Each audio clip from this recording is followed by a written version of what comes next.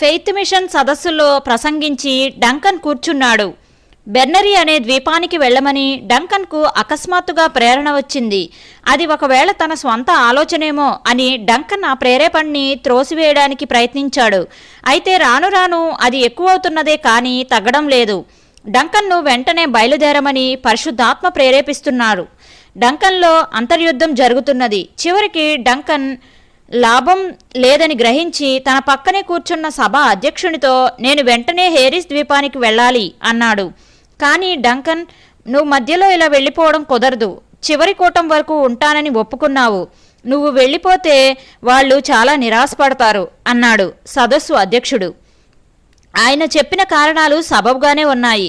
అయితే డంకన్ ఏమాత్రం రాజీ పడలేదు. క్షమించండి, నేను పరిశుద్ధాత్మ నడిపింపుకు లోబడాలి అన్నాడు. హీరిస్ ద్వీపంలోని తీర ప్రాంతంలో ఈ బెర్నరీ అనే గ్రామం ఉంది. దాని జనసంఖ్య 400. సోమవారం బయలుదేరి గురువారానికల్లా బెర్నరీ చేరుకున్నాడు.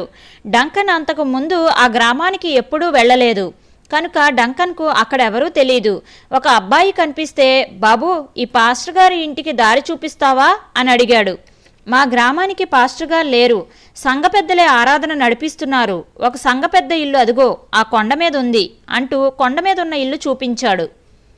చిన్న సాయం చేస్తావా? ఆ సంఘ పెద్ద ఇంటికి వెళ్ళి డంకన్ క్యాంబెల్ వచ్చాడని చెప్పు. డంకన్ ఎవరని ఆయన అడిగితే లూయిస్లో ఉజ్జీవ సభలు పెట్టిన వ్యక్తి అని చెప్పు అన్నాడు డంకన్. కబురు చెప్పడానికి వెళ్ళిన అబ్బాయి 10 నిమిషాల్లో తిరిగి వచ్చాడు. మీకు ఉండడానికి బస సిద్ధం చేశారట. రాత్రి 9 గంటలకు కూటం జరుగుతుందని అందరికీ చెప్పేశారట. మిమ్మల్ని రమ్మంటున్నారు అన్నాడు. డంకన్ కంటే దేవుడే ముందుగా వెళ్ళి అన్నీ సిద్ధం చేశాడు. ఈ సంఘ పెద్ద ఎంతో ప్రార్థనాపరుడు. డంకన్ను తన గ్రామానికి పంపించాలని ఎంతో ప్రార్థన చేశాడు. ప్రభువా, డంకన్ గారు ఎక్కడున్నారో నాకు తెలీదు, కానీ నీకు తెలుసు. నీవే ఆయన్ని ఈ ద్వీపానికి పంపించు అని మొరపెట్టేవాడు. ఆయన ఒకరోజు ఒంటరిగా ప్రార్థనలో పోరాడుతున్నప్పుడు చెట్టునకు మంచు ఉన్నట్లు ఇశ్రాయేలుకు నేనుందును అనే వాగ్దానం దేవుడు ఆయనకు ఇచ్చాడు. ఆ వాగ్దానాన్ని పట్టుకుని తన గ్రామస్తులు ఉజ్జీవం కొరకు ఎంతగానో ఆయన సన్నిధిలో గోజాడాడు.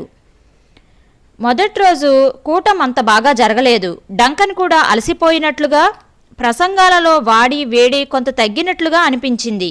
అయితే ఆ సంఘ పెద్ద మాత్రం నిరాశపడలేదు. తప్పక ఉజ్జీవం వస్తుందనే ధైర్యంతో ఉన్నాడు.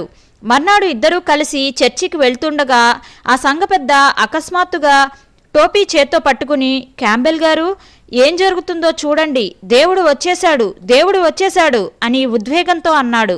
దేవుని ఆత్మ కృమ్మరింపుతో ఇంక ముందుకు వెళ్ళలేకపోయారు.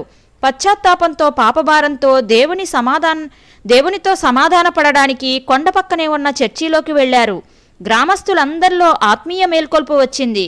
ఫలితంగా ఆ తర్వాతి దినాలలో చాలామంది రక్షణ పొంది దేవునితో లోతైన సహవాసం కలిగి జీవించారు. దేవుని నామానికే మహిమ కలుగునుగాక. ఆమెన్. ఈ ఉజ్జీవాన్ని చూసి తను దేవునికి విధేయత చూపించినందుకు డంకన్ చాలా సంతోషించాడు. సదస్సు అధ్యక్షుడు తన్ను అపార్థం చేసుకున్నప్పటికీ దేవుని మాటకు లోబడినందువలన అద్భుతమైన ఆత్మల పంట కోయడం సాధ్యమైంది. దేవుడు సేవ కొరకు ప్రత్యేకంగా ఏర్పరచుకునే ఏ సేవకునినైనా కొన్ని శ్రమల ద్వారా పరీక్షిస్తాడు. అపోస్తలుడైన పౌలుకు కూడా ఒక ముళ్ళు ఉండేది. అలాగే డంకన్కు కూడా 3 నెలల పాటు కఠినంగా పరీక్షించబడ్డాడు. రాత్రుళ్ళు నిద్రపట్టేది కాదు. ప్రసంగం చేసేటప్పుడు మాత్రం దేవుని ఆత్మ ఆయన మీద ఉండేది. మిగిలిన సమయమంతా వేదనతో గడిపేవాడు. ఒకరోజు ఈ శ్రమ తొలగిపోవాలని దేవుని సన్నిధిలో మొరపెడుతుంటే డంకన్కు దేవుని స్వరం వినిపించింది. వెంటనే అతనిలో బాధ తొలగిపోయి నెమ్మది కలిగింది. దేవుని సేవకునిగా తనను ఎవరైనా గౌరవిస్తే ఊరుకున్నా, దేవుని మహిమ దొంగిలించబడేటంతగా తనను ఎవరైనా హెచ్చించి మాట్లాడితే ఊరుకునేవాడు కాదు. ఒకసారి ఉజ్జీవ సభలను గూర్చి కరపత్రాలు పంచిపెడుతూ హెబ్రిడిస్ దీవులకు ఉజ్జీవాన్ని తెచ్చిన వ్యక్తి అని దానిలో వ్రాసేసరికి డంకన్ చాలా బాధపడి వెంటనే దాన్ని ఖండించాడు.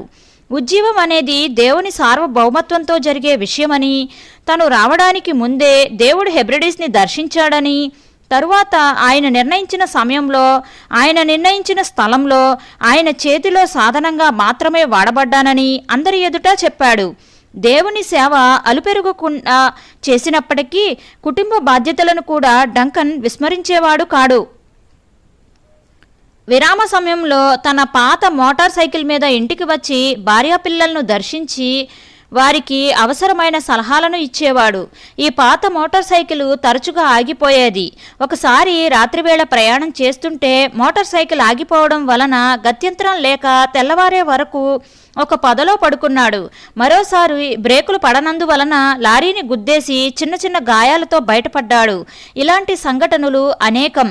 అయితే దేవుని కాపుదల ఆయనకు ఉండేది. ఇవి కాక అనేక సభలలో ప్రసంగాలు చేయడం వలన ఆయన స్వరపేటిక కూడా దెబ్బతిన్నది. లూయిస్లో ఎడతెరిపి లేకుండా సభల్లోనూ గృహకుడికలలోనూ వ్యక్తిగతంగానూ మాట్లాడడం వలన గొంతు పూర్తిగా పోయింది. ఒకరోజు రాత్రి కూటంలో మరియా, బోధకుడు నిన్ను పిలుస్తున్నాడు అని ఆ ఒక్క వాక్యం చెప్పిన తరువాత ఆయన స్వరం పూర్తిగా పోయి గుసగుసగా మాత్రమే వినిపించింది. అయితే పలుకుబడిన ఆ ఒక్క మాట అద్భుత ఫలితాలను ఇచ్చింది. ఆ కూటంలో రక్షణ పొందిన వారు సేవకు పిలువబడి అనేక దేశాలలో మిషనరీలుగా వెళ్లారు. ఈ ఉజ్జీవానికి ఫలితంగా సంఘం పెరిగినది. ప్రార్థనా కూటాలలో బలమైన వ్యక్తిగత జీవితాలు, క్రీస్తు పరిమళ వాసనలు విరజిమ్మాయి. వారి జీవితాలలో క్రీస్తు ప్రధానంగా నిలిచాడు. కొందరు సేవకు పిలువబడ్డారు. సేవకు వెళ్లిన వారు ఇతర స్థలాలలో సంఘాలు కట్టి అనేక మందిని ప్రభు కొరకు సంపాదించారు. ఉజ్జీవం వచ్చిన 20 సంవత్సరాల తరువాత కూడా ఫలితాలు చాలా ప్రోత్సాహకరంగా ఉన్నాయని, రక్షించబడిన వారు క్రీస్తులో స్థిరంగా ఉన్నారని, ఆత్మ సంబంధమైన విషయాలలో ఆసక్తిగా ఉన్నారని ఒక పాస్టర్ గారు చెప్పారు. ఆమేన్.